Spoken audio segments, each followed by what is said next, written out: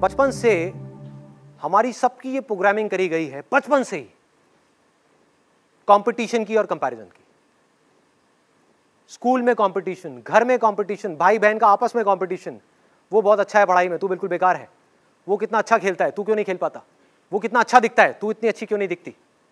Competition and comparisons, इससे हुआ क्या, हमारे माइंड की प्रोग्रामिंग हो गई। हम चाह करके भी इस दुनिया को बिना किसी कंपटीशन के, बिना अपने आप को किसी और से कंपेयर किए देख ही नहीं सकते। या तो हम किसी को अपने से कंपेयर करेंगे, उसको अपने से ऊपर बिठा देंगे, या उसको अपने से नीचे गिरा देंगे। इस प्रोग्रामिंग को अगर तोड़ना है तो एक सवाल को बीच में लगाना ही होगा, उसके बिना ये प्रोग्रामिंग नहीं टूट सकती। आप ऑटो पायलट पे चलते ही चले जाओगे, फंसते ही चले जाओगे, आपको समझ ही नहीं आएगा कि मेरी प्रॉब्लम्स की जड़ क्या है।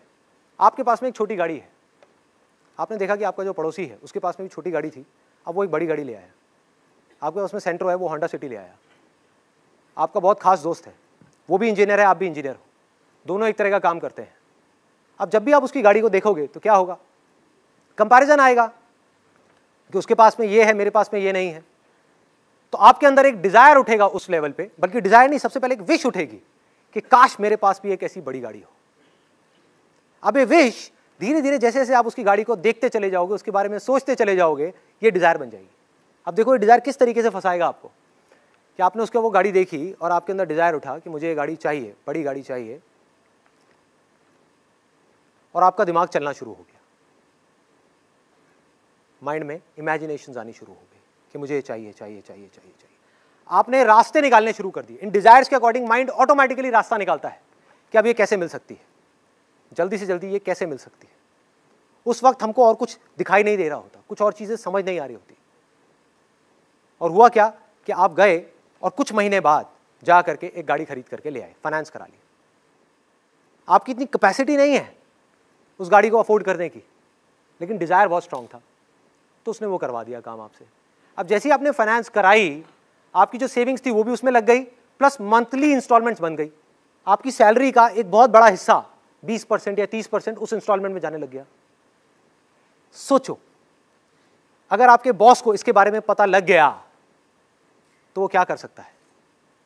उसको ये समझ आ जाए कि आपके अंदर इस गाड़ी को खोने का डर है कि अगर किसी वजह से मेरी ये गाड़ी मेरे हाथ से चली गई तो मैं क्या करूंगा, इस सोसाइटी में जाकर के कैसी अपनी शक्ल दिखाऊंगा लोगों को। छोटी गाड़ी में आ गया वापस से बड़ी गाड़ी से, तो उस गाड़ी से आपको इतनी अटैचमेंट हो गई, उस पर किसी ने स्क्रैच मारा तो लड़ाई झगड़ा, कुछ भी हुआ तो प्रॉब्लम। हम चिपकते ही चले जा रहे हैं उस गाड़ी से, और उस चिपकने की वजह से क्या हुआ, उस डिजायर की वजह से क्या हुआ, अब आप पूरे के पूरे ट्रैप में फंसते चले जाओगे। ये मैंने एक गाड़ी का एग्जांपल लिया है, ऐसे और बहुत सारे एग्जांपल्स हैं। और हुआ क्या कि जैसे उस बॉस को ये समझ आया कि अब आप इस नौकरी को छोड़ना अफोर्ड नहीं कर सकते, अगर आपने छोड़ी तो आपकी इंस्टॉलमेंट्स इतनी ज्यादा है इस गाड़ी की, क्या प्रॉब्लम में आ जाओगे। तो अब वो बॉस क्या बोलेगा आपको कि आपको डेली 2 से 3 घंटा ओवर टाइम करना है। क्या आप मना कर पाओगे? यस और नो? नहीं कर सकते। आप फंस गए हो और आप इस चीज को समझ ही नहीं पाओगे आप फंसे किसकी वजह से हो। आपके अंदर एक डर पनपेगा कि अगर मैंने जॉब छोड़ दी और 3-4 महीने तक मुझे कहीं और जॉब नहीं मिली तो मेरा क्या होगा, ईएमआई कहां से दूंगा, मेरे घर के खर्चे कहां से निकलेंगे, ये कैसे होगा, वो कैसे होगा। फंसते चले गए।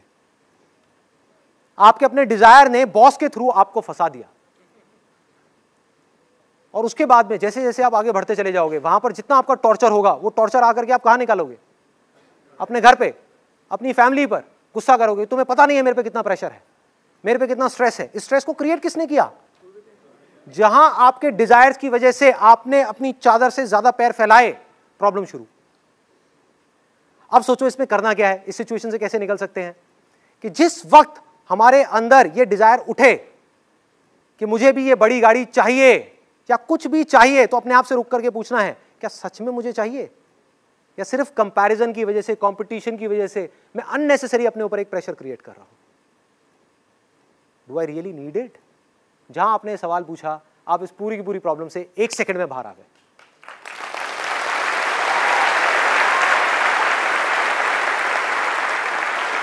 आपकी इंटेलिजेंस बीच में आ गई, वो आपको बचा सकती है। डिजायर को उठने से पहले ही आपने खत्म कर दिया।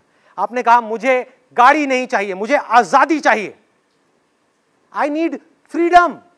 कि अगर मुझे उस जॉब में मजा नहीं आ रहा और मुझे लात मारनी पड़े उस जॉब को, तो मैं 1 सेकंड भी ना लगाऊं, लात मार दूं। मुझे एक स्ट्रेस फ्री लाइफ चाहिए, मुझे एक टेंशन फ्री लाइफ चाहिए, इन सब में कोई ट्रैप नहीं है।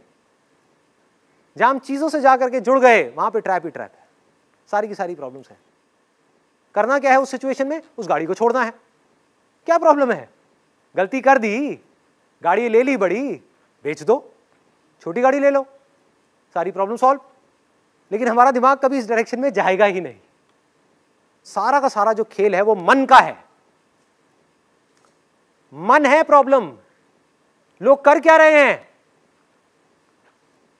अपने मन की सुन रहे हैं, मन से प्यार कर रहे हैं, भगवान से डर रहे हैं। करना क्या है? इसका उल्टा, भगवान से प्यार करना है और मन से डरना है।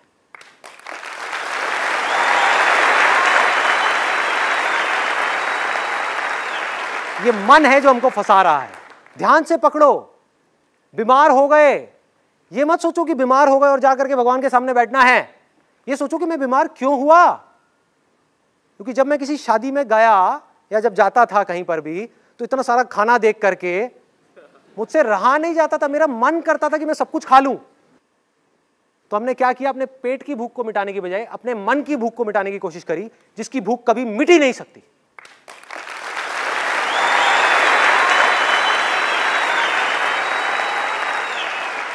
खाते रहे खाते रहे खाते रहे, जा करके हॉस्पिटल में पहुंच गए। अब भगवान को बोल रहे हैं, भगवान तूने ये क्या कर दिया? अरे वो भी हंसता होगा, कहता होगा भाई कर क्या रहा है तू, देख तो सही तेरा मन तुझसे क्या करवा रहा है। इस मन को वश में करना है। मन क्या है? डिजायर्स और अटैचमेंट्स, दैट्स इट। आप खुद एक चीज से या एक सिचुएशन से या एक इंसान से अटैच हो जाते हो, जहां आप उसके साथ में चिपक गए तो क्या होगा? उसका सुख दुख आपका सुख दुख बन गया। वो मिला तो खुश, नहीं मिला तो परेशान। किसने कहा है चिपकने के लिए? फॉर एग्जाम्पल, अगर आपको उठा करके आपकी गाड़ी की वजह से आपके बॉस ने एक पिंजरे में डाल दिया, पिंजरा ही हो गया ना, कि ना आप उस जॉब में मजा आ रहा है आपको, ना उसको छोड़ सकते हो ना कर सकते हो। बेमन के किसी काम को करोगे तो क्या तरक्की करोगे उस पर? कहां आगे बढ़ोगे? काम का असर किस पे आएगा? रिलेशनशिप्स पे आएगा। सब कुछ जुड़ा हुआ है और हम फंसते ही चले जाएंगे। हमें बनने के डिजायर्स पैदा करने हैं कि मुझे कुछ बनना है, जो भी मैं आज हूं उससे बेटर बनना है।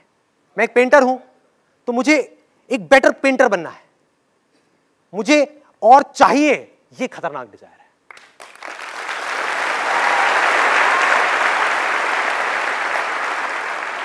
मेरा सिंपल सा मोटिव ये है कि आप एटलीस्ट कुछ क्वेश्चंस पूछो।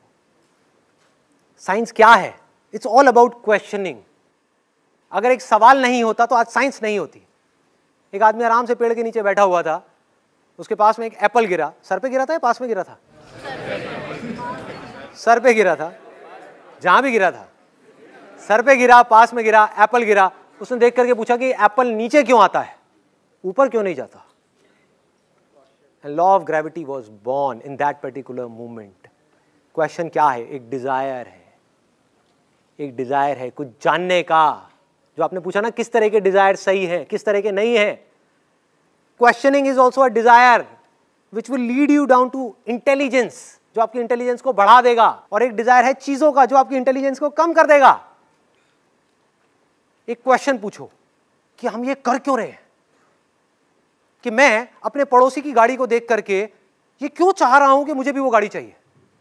ये मेरा अपना डिजायर है या बचपन से मेरी ऐसी कंडीशनिंग हुई पड़ी है, बचपन से मेरी ऐसी प्रोग्रामिंग हो गई है, competition competition competition, comparison comparison. क्या उस गाड़ी में बैठने के बाद में बहुत मजा आने वाला है? क्या वही जिंदगी है या जिंदगी कुछ और है? पिंजरा जैसा मर्जी हो, सोने का भी हो, है तो पिंजरा ही ना भाई। किसी भी चीज का डिजायर एक सोने के पिंजरे के जैसा है जो हमको कैद कर देता है। क्वेश्चन पूछने का डिजायर बढ़िया है, आपकी इंटेलिजेंस को बढ़ाएगा।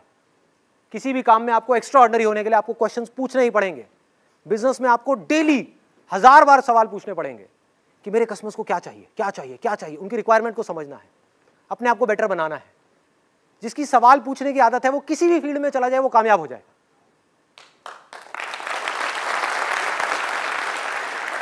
उसको कोई रोक नहीं सकता। सपोजिंगली 2 इंजीनियर्स हैं आईआईटी के अंदर, एक है जो सिर्फ रट्टा मार रहा है, एक है जो इस फंडे को समझ रहा है।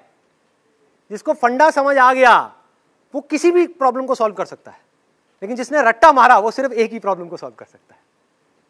जिसने रट्टा मारा उसका दिमाग ऐसे है घोड़े की तरह, जिसने बेसिक्स को समझ लिया वो कुछ भी कर सकता है। अब बेसिक्स को वही समझ सकता है जो क्वेश्चंस पूछ सकता है, सही तरह के क्वेश्चंस, सही जगह पर पूछते चले जाना है, पूछते चले जाना है, पूछते चले जाना है, उससे माइंड शार्प होता है।